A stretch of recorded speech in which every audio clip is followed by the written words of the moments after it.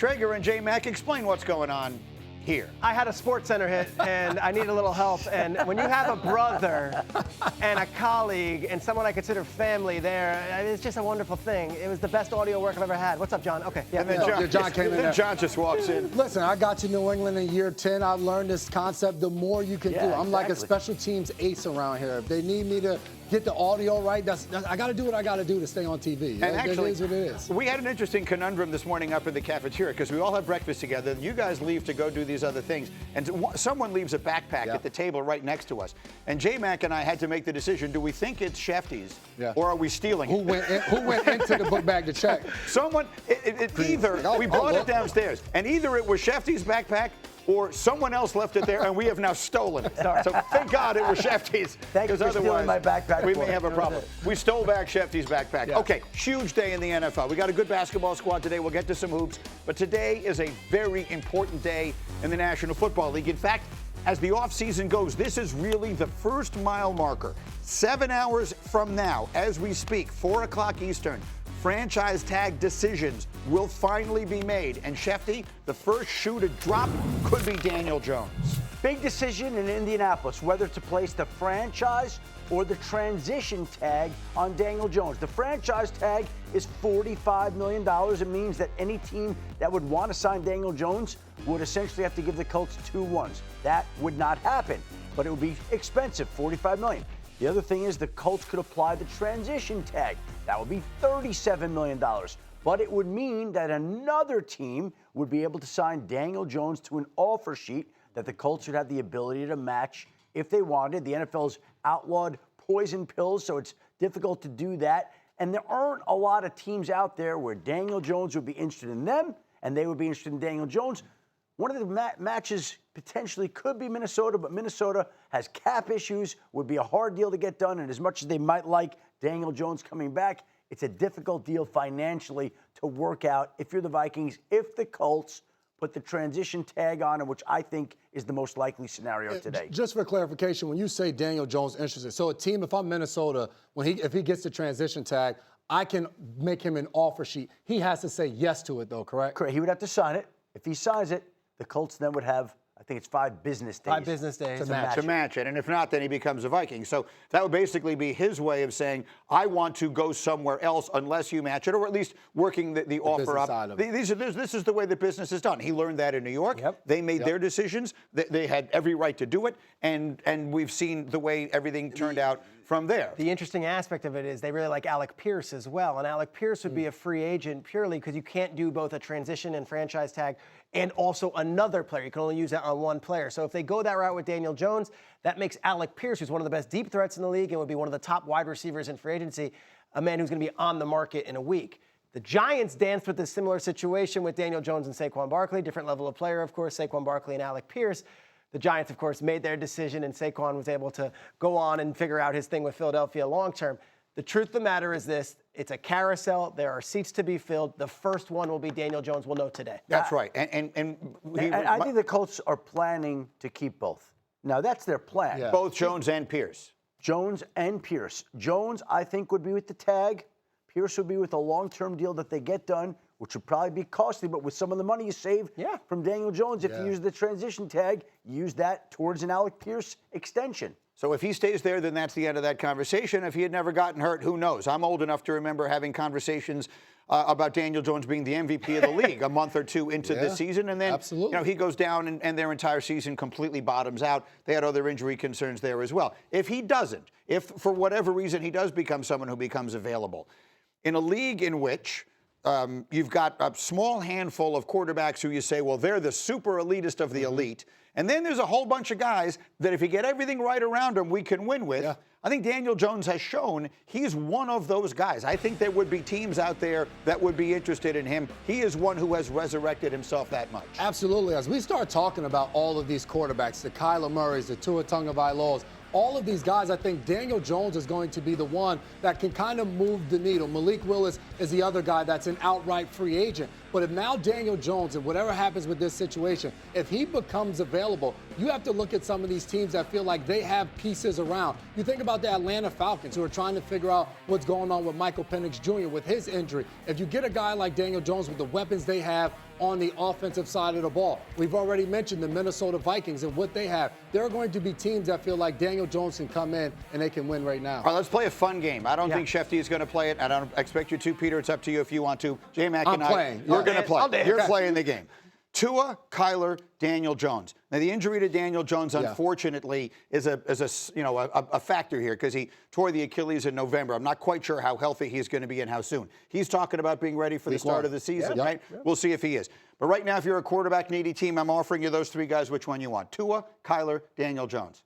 With the injury, I'll take Kyler Murray. And now I'm including Malik Willis in the conversation. Have we seen enough of Malik Willis to say you'd rather have Kyler Murray than Daniel Jones?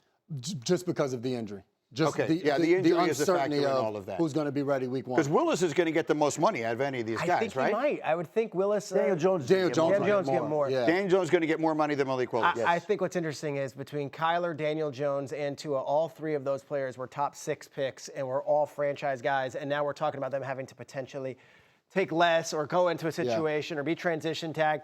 Personally, I would roll the dice on Kyler and say a former first overall pick who can dance in the pocket. Here's the thing. Indy, I'm staying with Daniel Jones, but Daniel other teams. Jones, the transition tag is $37 million roughly.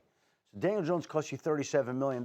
If and when Kyler's freed up, he's already cost you nothing. Could be veteran minimum. Couple million. Yeah. Let's explain that quickly for those of you just joining us. As Schefter said earlier, he's got $36 or $35 million guaranteed coming from the Cardinals, even if/when they release him this week.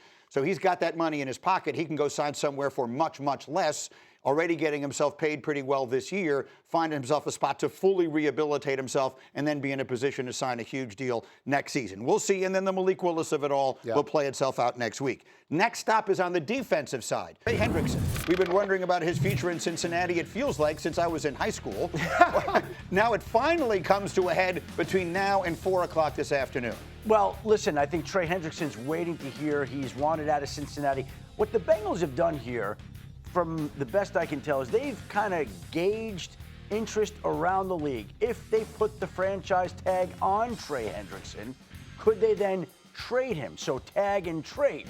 Now, you need some cooperation from Trey Hendrickson. I don't know how he feels about cooperating with Cincinnati right now, but he's waiting to hear. He has not heard anything from them about whether he is being tagged or whether he's not being tagged. But we are now under 7 hours away from where they have to make a decision. And I think with everything that's gone on there, I think most people, but not everybody, most people around the league believe that they will not tag him and he will be allowed to become a free agent. He instantly will become one of the top free agents available. But they're the Bengals, and that's what I was going to say. There are 32 teams, and each team operates a little differently. The Jets are not the Bengals are not the Browns are not the Cowboys. They have a 92-year-old owner in Mike Brown who still has an opinion in all of this and still goes to practice every single day, and he still matters. And he does not talk to the media in a way where he's like, hey, here's what's happening. We are in the dark on this Trey Hendrickson situation. We could find out at 3:59 they tag him. I wouldn't blink an eye. He also could be a free agent, and that's that. It's like a toxic relationship. At this point, I think you said it last hour, just let him go. And I think with Trey Hendrickson, you look at it, since 2021, there's only been 3 players that have more sacks than him. That's Myles Garrett, T.J. Watt, and Micah Parsons. So when you talk about a guy that has an impact, and I know last year he was banged up, only played in 7 games, but this is somebody that can go into another team's building and help them get after the quarterback, and that turns into winning football games. It's going to be very interesting. And again, if he's allowed to be out there, how much money does he get? The Bengals didn't even trade him when the opportunity to trade him last year at the trade deadline. So now you're going to tag him and trade him now? Like you didn't do it last year. Why will you do that now? But again, it's the Bengals. We'll see. My guess is he's allowed to hit the market, but anything's possible. Last year at this time, no one really thought they were going to sign both Jamar Chase and T. Higgins. They thought there's no way they'll spend the money on both those guys. There was a picture at Prime 112 in Miami of the two of them arm in arm after they signed $100 million deals, whatever it was. Yeah. You cannot try to predict the Bengals. Adams as plugged in as anybody, and he's telling us honestly, hey, we'll see, you know? So what we're saying here is that by 4 o'clock Eastern time this afternoon, so a little less than 7 hours from right now, Trey Hendrickson could become an unrestricted free agent, and all of a sudden, defense-needy teams, and I will point directly to the Dallas Cowboys, will have the opportunity after the owner. I say that because the owner, Jerry Jones, said the other day, well, I would bet that we might spend more money in free agency this year. That would be a very interesting one. There's not a good defensive player that'll be on the open market that we will not say is a good fit for the Dallas Cowboys. Right, because they need everyone. Yes, they need help on the defensive side of the ball. So absolutely, Trey Hendrickson is a guy that can come in and help them. All right, let's do running backs quickly here because there were two interesting ones, starting with Breece Hall. But the Jets obviously been working to get a long-term deal done with him. At this point in time, it does not sound like a long-term deal is going to get done by the 4 o'clock deadline today, which will lead the Jets to use one of their tags on Breece Hall. My sense is it'll be a franchise tag for Breece Hall, but they have to make that decision at some point today if and when they can't get that deal done, which it doesn't sound like is going to happen. As for the Seattle Seahawks and their Super Bowl MVP, Kenneth Walker, we're talking about the Jets not allowing Breece Hall out of the building. It sounds like Kenneth Walker is going to be given the opportunity to leave the building. The Seahawks have so many financial areas they need to address. They want to re-sign Jackson Smith and Jigba. They want to re-sign Devin Witherspoon. They want to retain some of their other players. There are other free agents they want to add. They have Zach Charbonnet coming off a torn ACL. Kenneth Walker was critical to their success and their Super Bowl run. But it sounds like they're not willing to spend the type of money it would take to keep him there. It sounds like he won't be tagged, and it sounds like he'll be hitting the free agent market. Some interesting pieces to the Kenneth Walker puzzle here. He left his agency of many years and signed a new agent right before this playoff run, which tells you a new agent's going to get you as much money as you possibly can, and an extension didn't happen with Seattle. I also think Seattle could be in the conversation, even if they don't tag him, that, hey, we're going to see, can we come to an agreement that makes sense as a free agent? I would also add two other teams. The Denver Broncos in the AFC West are one that makes a lot of sense considering what they want to do with that offense and what they have. R.J. Harvey having a thunder and lightning type of situation. And then, of course, the Kansas City Chiefs, a team that's been linked for many, many weeks as far as running back needy squads. And you bring up the Broncos. All that Russell Wilson dead cap money from last year's is finally off the books. Finally gone. They have money to spend. They have been looking at running backs. I think Breece Hall would have been a target if he got to the free agent market. It doesn't look like he will. So no Breece Hall. So maybe Kenneth Walker would be the pivot. And Kenneth Walker, just 25 years old. I think that's the beauty of it all. This is a guy that we look at the playoff run, but throughout the course of the season, they had a two-back system, and Zach Charbonnet was the other guy. The piece of it all is as you look at these teams, and you mentioned the Kansas City Chiefs, a team that likes to throw the ball, and a quarterback that's coming back off injury. Kenneth Walker was a guy that typically came out of the game on those third down passing situations, and Zach Charbonnet was the guy that came in for the pass protection and things of that nature. So as teams are figuring out, trying to bring a running back in, how are you valuing those different things and how much you want to pay him and how he fits into your system? Yeah, everyone wants Kansas City to draft Jeremiah Love at number 9 overall. I'm here to tell you that and all I do is I literally look at every single evaluator and what they're saying. I do not think he's there at 9. I do not think Jeremiah Love is still available to be drafted when the Chiefs pick at 9. So if they want a running back, I think they need to get one in the next 10 days.